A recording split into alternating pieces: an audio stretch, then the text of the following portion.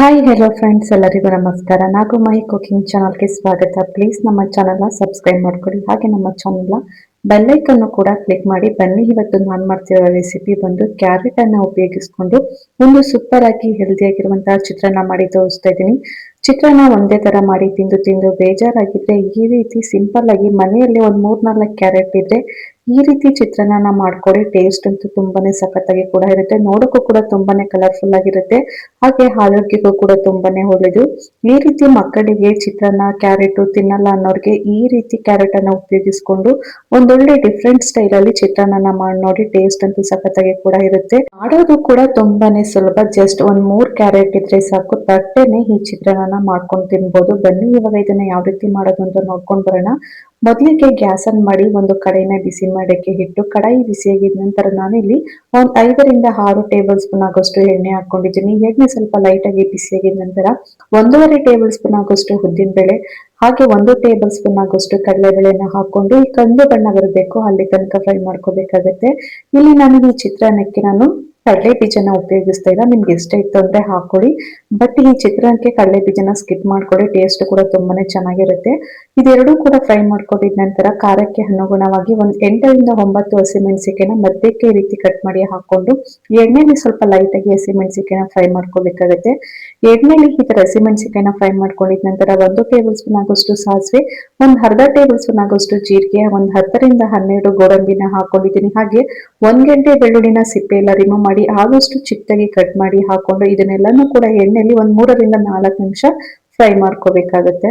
Next ಇವಾಗ ನಾನಿಲ್ಲಿ ಒಂದ್ 2 ಮೀಡಿಯಂ ಸೈಜ್ ಈರುಳ್ಳಿನ ಈ ತರ ಸ್ಲೈಸ್ ಆಗಿ ಕಟ್ ಮಾಡಿ ಹಾಕೊಂಡಿದ್ದೀನಿ. ಹಾಗೆ ಒಂದ್ 2 ಕಡ್ಡಿ ಆಗೋಷ್ಟು ಹಸಿ ಕರಿಬೇವನ್ನೆಲ್ಲನೂ ಕೂಡ ಸೇರಿಸ್ಕೊಂಡು ಇವಾಗ ಈರುಳ್ಳಿ ಸ್ವಲ್ಪ ಒಂದ್ 50% ಬೇಯಬೇಕು, ಅಲ್ಲಿ ತನಕ ನಾವು ಫ್ರೈ ಮಾಡ್ಕೋಬೇಕಾಗತ್ತೆ.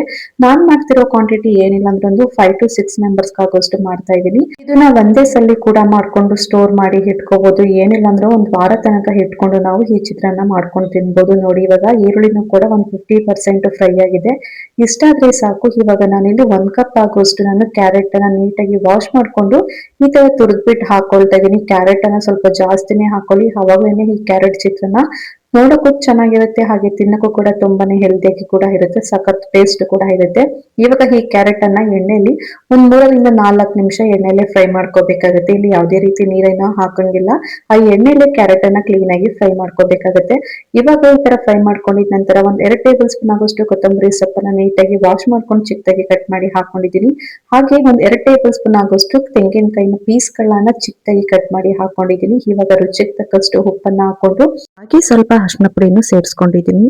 ಇವಾಗ ಇದೆಲ್ಲನೂ ಕೂಡ ಮತ್ತೆ ಒಂದ್ 5 ರಿಂದ 6 ನಿಮಿಷ ಕ್ಲೀನ್ ಆಗಿ ಎಣ್ಣೆಲೆ ಫ್ರೈ ಮಾಡ್ಕೋಬೇಕಾಗುತ್ತೆ. ನೋಡ್ತಾ ಇರ್ಬೋದು ಇಲ್ಲಿ ನಾನು ಯಾವ ರೀತಿ ಫ್ರೈ ಮಾಡ್ಕೊಳ್ತಾ ಇದ್ದೀನಿ ಅಂತ. ನೋಡಿ, ಇವಾಗ ಕಂಪ್ಲೀಟ್ ಆಗಿ ಇದು ಫ್ರೈ ಆಗಿದೆ, ಇಷ್ಟಾದ್ರೆ ಸಾಕು. ಇವಾಗ ನಾವು ಫೈನಲ್ ಆಗಿ ಗ್ಯಾಸ್ ಅನ್ನ ಆಫ್ ಮಾಡ್ಕೋಬೇಕಾಗತ್ತೆ. ಸ್ವಲ್ಪ ಈ ಮಸಾಲೆ ಎಲ್ಲ ತಣ್ಣಗಾಗಿದ ನಂತರ ನಾನು ನಿಂಬೆ ಹಣ್ಣಿನ ರಸನ ಸೇರಿಸ್ಕೊಳ್ತಾ ಇದ್ದೀನಿ. ನಿಂಬೆ ಹಣ್ಣಿನ ರಸನ ನಿಮ್ಗೆ ಹುಳಿ ಎಷ್ಟು ಬೇಕು ಅದ್ರ ತಕ್ಕಂಗೆ ಹಾಕೊಳ್ಳಿ. ಇಲ್ಲಿ ನಾನು ಏನಿಲ್ಲ ಅಂದ್ರೂ ಮೀಡಿಯಂ ಸೈಜ್ ನಿಂಬೆ ಹಣ್ಣ ತಗೊಂಡು ಒಂದ್ 3 ನಿಂಬೆಹಣ್ಣ ರಸನ ಸೇರಿಸ್ಕೊಳ್ತಾ ಇದ್ದೀನಿ. ಸ್ವಲ್ಪ ಹುಳಿ ಖಾರ ಎಲ್ಲಾನು ಟೇಸ್ಟ್ ಕೂಡ ಚೆನ್ನಾಗಿರುತ್ತೆ, ಅದಕ್ಕೋಸ್ಕರ ನಾನಿಲ್ಲಿ ಸ್ವಲ್ಪ ಹುಳಿನ ಜಾಸ್ತಿನೇ ಹಾಕೊಳ್ತಾ ಇದ್ದೀನಿ. ಇವಾಗ ಈ ನಿಂಬೆ ರಸ ಹಾಕೊಂಡಿದ ನಂತರ ಮತ್ತೆ ಒಂದ್ 2 ರಿಂದ 3 ನಿಮಿಷ ಕೈ ಬಿಡದಂಗೆ ಕ್ಲೀನ್ ಆಗಿ ಮಿಕ್ಸ್ ಮಾಡ್ಕೋಬೇಕು. ಯಾಕಂತ ಹೇಳಿದ್ರೆ ನಾವು ಹಾಕಿರುವ ಹುಳಿ ಎಲ್ಲ ಕ್ಲೀನ್ ಆಗಿ ಎಲ್ಲಾ ಮಸಾಲೆ ಪದಾರ್ಥಗಳು ಕೂಡ ಕ್ಲೀನ್ ಆಗಿ ಹಿಡಿಬೇಕು, ಅದಕ್ಕೋಸ್ಕರ ಈ ರೀತಿ ಕ್ಲೀನ್ ಆಗಿ ಮಿಕ್ಸ್ ಮಾಡ್ಕೋಬೇಕಾಗುತ್ತೆ. ನೋಡಿ, ಫೈನಲ್ ಆಗಿ ಈ ಚಿತ್ರಾನ್ನ ಗೊಜ್ಜು ರೆಡಿ ಆಗಿದೆ. ಇವಾಗ ಈ ಚಿತ್ರಾನ್ನ ಗೊಜ್ಜು ಸ್ವಲ್ಪ ನಾನು ಎತ್ತಿ ಸಪರೇಟ್ ಮಾಡಿ ಇಟ್ಕೊಳ್ತಾ ಇದ್ದೀನಿ.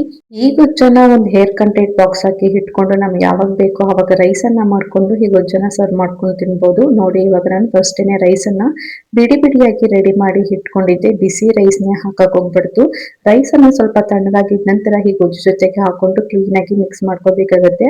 ಕ್ಲೀನ್ ಆಗಿ ಮಿಕ್ಸ್ ಮಾಡ್ಕೊಂಡಿದ ನಂತರ ಈ ಟೈಮಲ್ಲಿ ಏನಾದ್ರು ನಿಮ್ಗೆ ಉಪ್ಪು ಹುಳಿ ಬೇಕು ಅಂತ ಹೇಳಿದ್ರೆ ಈ ಟೈಮಲ್ಲಿ ಬೇಕಾ ನೀವು ಆಡ್ ಮಾಡ್ಕೋಬಹುದು. ನಂಗಂತೂ ತುಂಬಾನೇ ಪರ್ಫೆಕ್ಟ್ ಆಗಿದೆ, ನೋಡ್ತಾ ಇರ್ಬೋದು. ಈ ಕ್ಯಾರೆಟ್ ಚಿತ್ರಾನ್ನ ಯಾವ ರೀತಿ ಕೇವಲ ತಟ್ಟನೆ ಒಂದ್ 5 ನಿಮಿಷದಲ್ಲಿ ತುಂಬಾನೇ ಸುಲಭವಾಗಿ ಯಾವ ರೀತಿ ಮಾಡ್ಕೋದು ಅಂತ ನೋಡಿದ್ರಲ್ಲ. ಈ ರೀತಿ ಮಕ್ಕಳು ಟಿಫನ್ ಬಾಕ್ಸ್ಗೆ ಮಾಡ್ಕೊಟ್ರೆ ತುಂಬಾನೇ ಇಷ್ಟಪಟ್ಟು ತಿಂದು ಖಾಲಿ ಮಾಡ್ತಾರೆ. ಅಷ್ಟು ಹೆಲ್ದಿ ಆಗಿರುವಂತಹ ಈ ಕ್ಯಾರೆಟ್ ಚಿತ್ರಾನ್ನ ನೀವು ಯಾವ ರೀತಿ ಮಾಡೋದು ಅಂತ ನೋಡಿದ್ರಲ್ಲ. ಸೊ ನೀವ್ ಯಾಕೆ ಲೇಟ್ ಮಾಡ್ತೀರಾ, ನೀವು ಕೂಡ ಇವತ್ತೇ ಮನೆಯಲ್ಲಿ ಟ್ರೈ ಮಾಡಿ ನೋಡಿ. ಟೇಸ್ಟ್ ಮಾತ್ರ ಯಾವ ರೀತಿ ಬಂತು ಅಂತ ಕಮೆಂಟ್ ಮೂಲಕ ತಿಳಿಸಿ. ನೋಡಿ, ಇವಾಗ ಈ ಚಿತ್ರಾನ್ನ ಒಂದು ಪ್ಲೇಟ್ಗೆ ಸರ್ವ್ ಮಾಡಿ ತೋರಿಸ್ತಾ ಇದ್ದೀನಿ. ಈ ಚಿತ್ರಾನ್ನ ಹಾಗೇನೂ ಕೂಡ ತಿನ್ಕೋಬಹುದು, ಇಲ್ಲಾಂದ್ರೆ ಚಟ್ನಿ, ಮೊಸರು ಬಜ್ಜಿ ನಿಮ್ಗೆ ಏನು ಇಷ್ಟನೋ ಅದ್ರ ಜೊತೆಗೆ ಸರ್ವ್ ಮಾಡ್ಕೊಂತೀನಿ. ನಾನಂತೂ ಇವದನ್ನ ಹಾಗೇನೆ ಸರ್ವ್ ಮಾಡಿ ತೋರಿಸ್ತಾ ಇದ್ದೀನಿ. ತಿನ್ಬೇಕಾದ್ರೆ ಅವಾಗವಾಗ ಗೋಡಂಬಿ, ಅವಾಗವಾಗ ಕ್ಯಾರೆಟ್, ಸ್ವಲ್ಪ ಖಾರ ಹಾಗೆ ಸ್ವಲ್ಪ ಹುಳಿ ಈ ಚಿತ್ರಾನ್ನ ಮಾತ್ರ ಮಸ್ತಾಗಿ ಕೂಡ ಇದೆ. ಈ ವಿಡಿಯೋ ನಿಮ್ಗೆ ಸ್ವಲ್ಪನಾದ್ರೂ ಇಷ್ಟ ಆಯ್ತು ಅಂತ ಹೇಳಿದ್ರೆ ಒಂದ್ ಲೈಕ್ ಮಾಡಿ, ಹಾಗೆ ಮರಿದೇನೆ ಕಮೆಂಟ್ ಮಾಡಿ. ನಿಮ್ಮ ಫ್ಯಾಮಿಲಿಗೂ ಫ್ರೆಂಡ್ಸಿಗೂ ಈ ವಿಡಿಯೋನ ಹೆಚ್ಚೆಚ್ಚು ಶೇರ್ ಮಾಡಿ. Thank you.